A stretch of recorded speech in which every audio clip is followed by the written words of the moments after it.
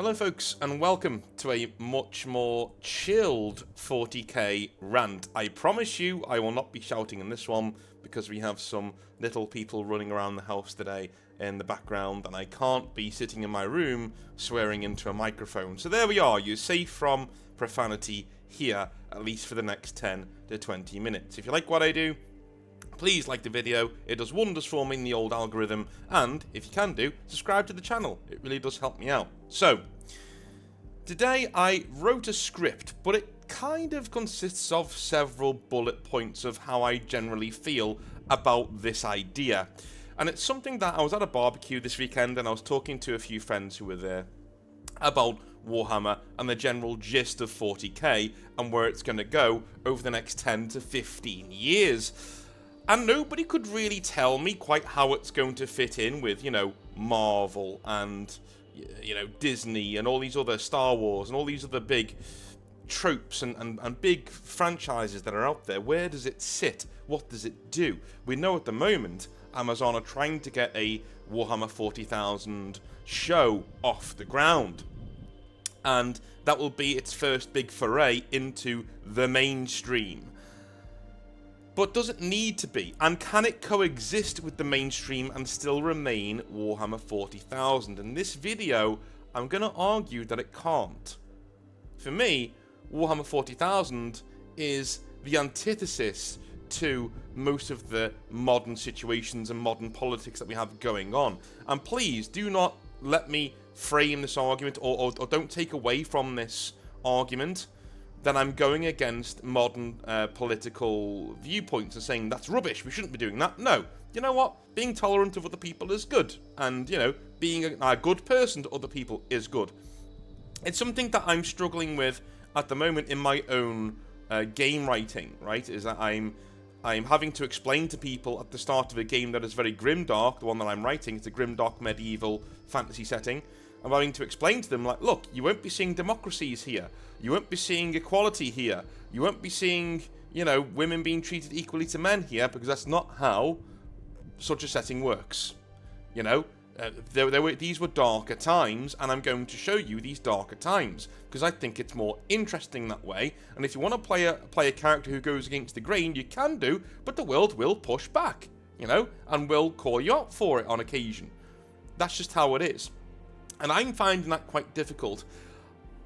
I do not know how difficult it would be for a Games Workshop writer to look at decades upon decades of lore, of attitude, of what's going on inside of 40k, how grimdark it is, right? I mean, what is it? It is a totalitarian regime that is so blindingly, how do I put it? Shall we say it now? Yeah, it's so blindingly fascist and right up in there. It really is. The Imperium is right up in there. It is an enforced degradation. It is what we're having. Our technology never moves forwards. We're never going to get back the glory of the past. We're just maintaining our way of life. We're fighting and clawing and losing things every day. It's kind of like a massive empire that has dementia. You ever heard it worded that way? The Imperium is a massive empire if that empire had dementia, with all of the horrors there within, right? It's slowly losing itself over time as it loses things forever, never to get them back. And that's the true tragedy of 40k and why it works so well. Every single faction within the setting has some sort of grimdark aspect to it. The Eldar birthed a god of excess, right? And we have the Tau even, who are quintessential nice people, but they still are running quite a totalitarian regime over there. That is, forcing people into different castes, right? Caste systems are not good, right? They're not pleasant to be in, unless you're a part of a caste that is very well privileged, They keep making silly mistakes, like, experimenting on gene stealers and things like that end up wiping out entire worlds that the Firecast has to go over there and firebomb the entire place, right?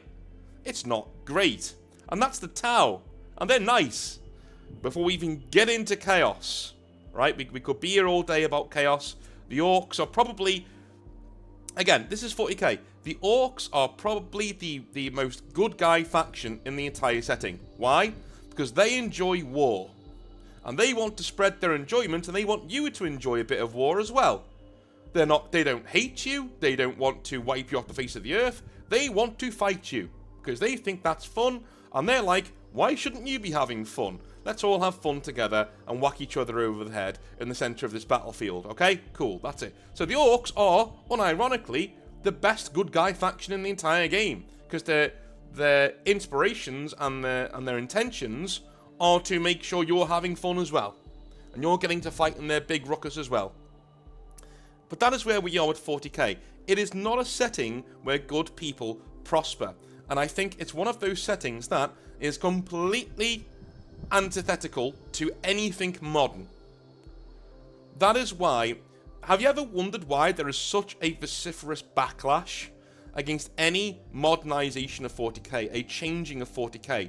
Because those of us who like 40k know that any time you try and modernize it, any time you try and bring more, shall we say, progressive political viewpoints into 40k, you are gutting the soul of Warhammer 40,000. You are diluting what it is just that little bit more, until the setting itself becomes a very ironic, shall we say, caricature of the Imperium, right? The Imperium itself is losing bits of itself every day. It's misremembering bits of itself every single day.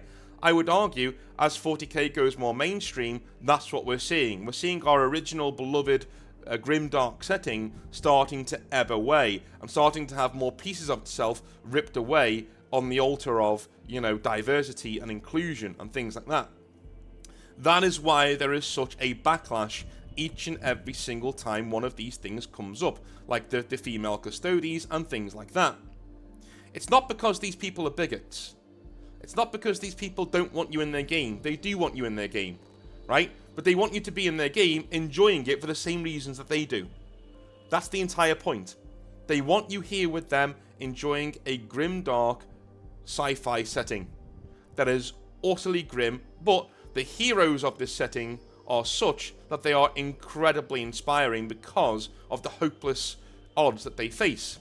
And it means when you get really good worlds like Goodrun and other Imperial worlds that are actually good to live on, they're worth fighting for. They're worth protecting. And when you get a character like Belisarius Cawl, who I am not like a hater of, by the way, when you get a character like that who comes in and says, why can't we relearn things? Right? Two things happen there. Number one, that is treated with a lot of suspicion. Because people in the 40k setting and outside of the 40k setting mirror each other, where they think, no, that's suspicious. Because as soon as you open that door where you want to do new things, Cawl, you open the gates for other things to change in the setting that we don't want changed. We want grimdark, we want really next to hopeless situations, and we want war. And that's what the setting should be. The minute you start moving things on and changing things, 40k ceases being 40k and becomes something else. It is kind of a crux that back in the day, the designers of Warhammer 40,000 went so hard into the absurd and grimdark because, at the end of the day, 40k was a commentary on Thatcher's Britain, right? This was a working class commentary on what Thatcher's Britain was like, replete with punks and all sorts of other things going on in the setting. The original Warhammer 40,000 setting was very tongue-in-cheek. Yes, it had its grim dark points and things like that, but it was very still, you know, it was a funny game. Imagine, if you will, Red Dwarf, grimdark on steroids. That's what the original 40k was. It was something like that. And then Games Workshop chose to go in a far more adult and serious direction. They said, look, we're going to take most of the comedic stuff out of this and we're going to make it an actual setting now. And they did. And it was great. And it pulled in legions of fans across the world who really, really saw themselves in this grimdark setting. Why? Because they're bad people? No. Because they wanted to be the heroes in a setting and turn back the tide. They wanted to buy humanity, or the Eldar, or whatever race was their favourite, another couple of seconds of life in this galaxy through their actions on the tabletop. And don't get me wrong, some of them just saw the models and thought, that's hella cool, I'm going to buy me some of those. But a lot of others were like, do you know what, this lore really speaks to me, and I want to go in here and make sure that I'm doing my bit, goddammit, right? That's where 40k comes from, and that base, that customer base, became more and more and more ingrained in the grimdark aspects of 40k, to the point that it was self-perpetuating. And any change to that saw a violent reaction.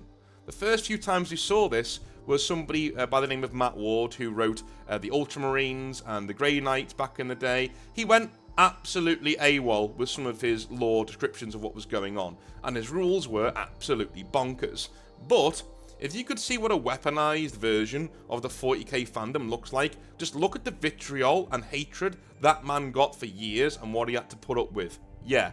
And that was mild compared to what we're getting now, because Matt Ward, unlike other people that we're seeing now, actually liked Warhammer 40k and liked what it was. He didn't want to change it. He just wanted to have his cool thing in 40k and make it the best thing ever. Was that good? No. As a Grey Knight fan, I'm still getting besmirched decades later about that one silly codex that Matt Ward brought out.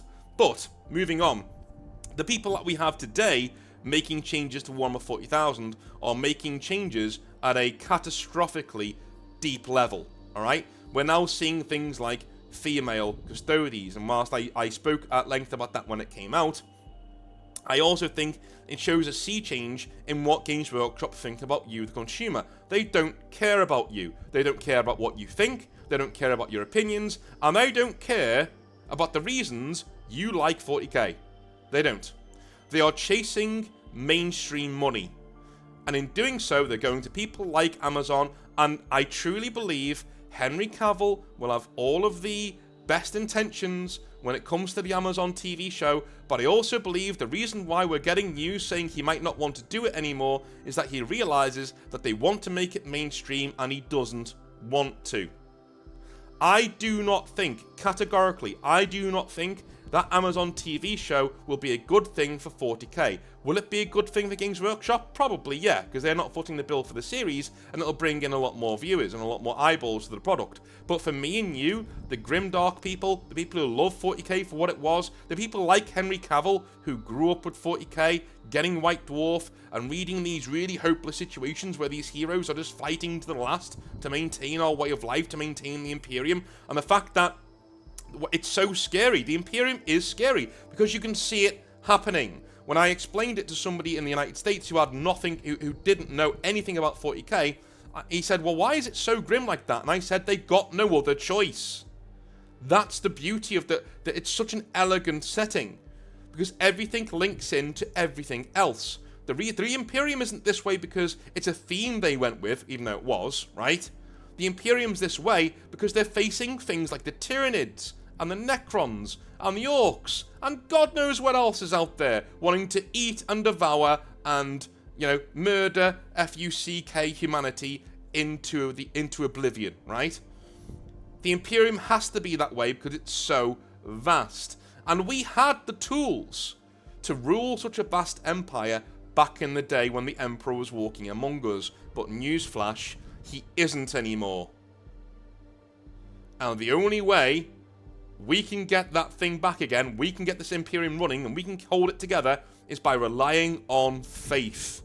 We use the quirks of the Chaos Gods against them. And I believe that is the end game of the Imperium. We're never going to get there, hopefully, but I believe that's what it is. Empower the Emperor so much that he can overwrought the Chaos Gods. Empower him with so much faith and so much zeal that he can absolutely obliterate them or return and lead the Imperium. And that is the ultimate beautiful irony of the setting. The one thing that makes it so grimdark, you know, it's pseudo-Catholic nonsense, it's ultra xenophobic fascist modes, are the one thing, holding it together, keeping humanity together and making sure that they can survive in this galaxy that wants them dead. But also, it might be the one thing that's actually going to allow things to get better in the long term, right? In the Emperor coming back. But that's not a message we can have in the modern day, of course, because all interesting things and all things with any sort of nuance need to be boiled down so that you can read them easily on Reddit with the rest of the cretins on there who tend to, you know, spout their opinions that never actually go anywhere or say anything. But anyway, moving on. That is why I think, to me, 40k as a setting is not compatible with the modern world, and it doesn't need to be. It just doesn't need to be. We don't need to have a setting in 40k that needs to go along with the modern world, because we've had one for 30 plus years that hasn't done that, and look where the hobby is. It is a thriving space with people who want to buy the models and want to play the games. We should nurture that and grow that. Yes, for all intents and purposes, move on the 40k setting. No problem, move that on, and make sure that, you know, we're getting more new things. We should be getting new Eldar sculpts, we should be getting new Orc sculpts, we should be getting new things all the time. Move the setting on? Yeah, sure, have more war zones, you know, alight across the Imperium, have more things like that happening, more, please, great. But keep it grimdark, keep the soul and the thesis of what 40k is at the heart of everything you do. We want more Gaunt's Ghost novels. We want more Eisenhorn novels. Some more Night Lords novels. We want those kinds of books that celebrate what 40k is, from top to bottom. They don't seek to change it, they seek to tell stories within it and evolve it as we go on. That's what we want. We're not going to get that, though, because corporations, Games Workshop included, have decided that the progressive hill and the modern ultra-left hill is the hill that they want to die on. That's what they want to represent, and that's where they think the money is, because make no mistake, no corporation makes moral decisions. They make decisions about where the money is, and they think the money is with Marvel. They think the money is with Disney. They think that they can get a slice of that pie by being more progressive and neutering, cutting the balls off of their own cash cow setting that is Warhammer 40,000. And I'm telling you now, if there is an end game where we see Games Workshop disappear forever, that end game is led by two things. One, Games Workshop not shifting with the paradigm of 3D printing and ignoring it and getting run out of business by smaller people, selling models that are better quality than theirs for a fraction of the price, right? And number two, neutering their own setting to the point that it's sludge and just resembles Marvel in space with a darker edge. Those are the two things that could tank this entire thing for them, and those seem to be the two things that they are actively pursuing all of the time. They are suing people who do 3D printing, rightly sometimes, don't get me wrong, but they're still doing it. They're still going after 3D printers. They still don't see them as competition, and they will get a rude awakening over the next decade or so when those 3D printers start catching up to their manufacturing processes. And I would argue quite a lot of good 3D printers and 3D printer people who know what they're doing are already at that level, right? And in the next 5 to 10 years, when they neuter and they dumb down and they make grey sludge more and more of 40k to appease the message of inclusivity and diversity and things like that, and everybody being happy in a happy little rainbow place, right? And not even that, sometimes it's quite an innocent thing. Sometimes they just want more people to be into 40k. How do they do that? They sand down its rough edges. But in doing so, they make it not 40k anymore. Games Workshop, please, learn from the example of Dragon Age. People loved Dragon Age for what it was, a grim, dark fantasy setting. People loved it. But as they chased the mighty dollar, they went out there and they changed it and changed it and changed it, made it less and less dark, until we got to Inquisition, which was a good game, sold really well, right? And instead of saying, okay, we've got what we want, we've got our progressive stuff in here, but we've also got a bit of grim darkness, we've also got a bit of what the original Dragon Age was, so this is our happy medium. We'll stop at Dragon Age Inquisition, shall we? Do you know what I mean? The next game we make will be of a similar vein, a similar feel, you know? So we try and please everybody. In reality, you end up pleasing nobody, but you know what I'm saying. Instead, they went, no, we haven't gone far enough. We want more mainstream money. Let's sand down some more edges. Let's make this a hijinks movie like it's written by Joss Bloody Whedon. And if I need to listen to any more asinine, horrid talking from characters written by this man, it's just insufferable. There's nothing worse than millennial, irony. It's called millennial irony. The way that the characters in these settings roll their eyes. Oh, so lame, huh? Right? The way that they do that all of the time. It just sucks. It's cringe, and it's a self-parody at this point. Please keep that stuff away from 40k. I know that's what you want to do, Games Workshop. I know that's where you want to go, but it shouldn't be. Because you're going to lose the people who made this hobby great in the first place. Folks, have I gone insane?